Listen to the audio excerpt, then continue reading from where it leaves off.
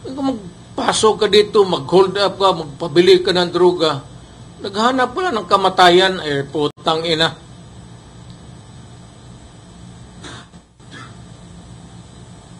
Dito sa Davao, maghanap buhay tayo, mag-asawa tayo, magtayo tayo ng pamilya, may mga anak tayo, maghanap buhay tayo para makapag-aral ang ating mga anak.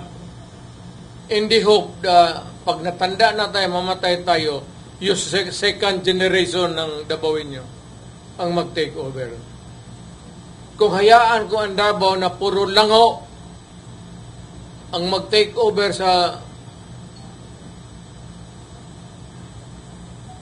that will never happen. Nakikinig yung human rights, utang ina, makinig kayong mabuti.